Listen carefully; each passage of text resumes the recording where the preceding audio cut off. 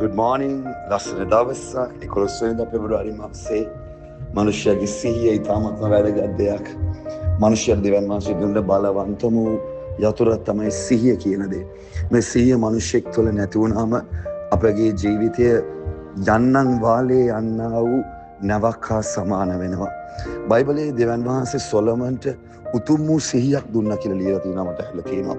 මේ සිහිය කියලා අපි දැනුවත්ව නොදැනුවත්ව දෙවියන් වහන්සේ අප තුළින් ප්‍රකාශ කරන්නේ අපි උන්වහන්සේ කෙරේ මොන වගේ දේවල් හැම වෙලාවෙදිම සිත තුළ සූසර කරමින් ඉන්නවද කියන්නා කොටසයි. සිත තුළ තිබෙන සුවිශේෂ වූ කාර්ය නම් සිතට පුළුවන් අපේ ජීවිතයේ සිහිය කියන දේ තීරණය කරන්න. අපේ වර්තමානයේ සිතුවිලි තීරණය වෙන්නේ අපිට වෙන සිද්ධීන් සහ අප වටා තියෙන තොරතුරු හා සිද්ධීන් කරන කොටගෙන.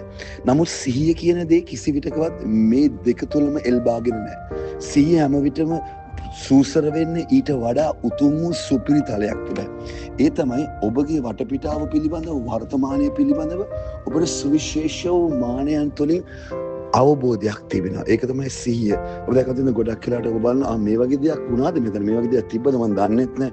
මට මතකත් නැහැ කොහොමද ඒක මේ වගේ අසිහියෙන් අපි වැඩ කටයුතු කරන ඔබ දැකලා තියෙනවා. ඒකේ තේරුම තමයි අපේ සිහිය කියන එක නැහැ අපිත් එක්ක. අපිට අමතක වෙනවා. අපිට තේරෙන්නේ අපි උහේ විකාර භූතී දේවල් හිතනවා. ඒකට හේතුව තමයි සිහියේ ඇබ්සන්ස් එක. ඒ කියන්නේ සිහියේ අඩුව. දෙවියන් වහන්සේ අපිව සිහියට කියන ලස්සනම ක්‍රමය තමයි උන්වහන්සේ කිව්වා මම මේ වෙලාවේදී නුඹට ආශිර්වාද කරනවා. ඒතර ඔබට තේරෙනවද හෙට අනිද්දා ඊයේ පෙරේදා තිබ්බ සිත දැන් මේ වෙලාවට ගේනවා. ඔබ හොඳට සිහිය තියාගන්න. සිහිය කියලා දෙවියන් වහන්සේ බයිබලයේ කියන්නේ මේ වෙලාවේ පවතින මනසටයි. මේ වෙලාවේ තිබෙන සිහිය මේ ලෝකේ තියෙන බලවන්තම දෙයක්. ඒකද මම ඔබට කියනවා හොඳ සිහියකින් ගත කරන්න. මගේ ජීවිතේ ලස්සනයි, මට සතුට ලැබෙනවා, මට සුවය ලැබෙනවා, මගේ ජීවිතේ ලස්සන. මේවා හොඳ සිහියක්. ඔබ අසිහියෙන් ඉදි තමයි කියන්නේ මට තේරෙන්නේ නැහැ කවද වෙයිද. මේ අසිහිය. නමුත් සිහිය කියන එක වැදගත්. ජේසුස්ගේ ලේවල බලයෙන්, ශුද්ධාත්ම බලයෙන් ඔබ ජීවිතේට උතුම් සිහියක් අද ලැබිලා.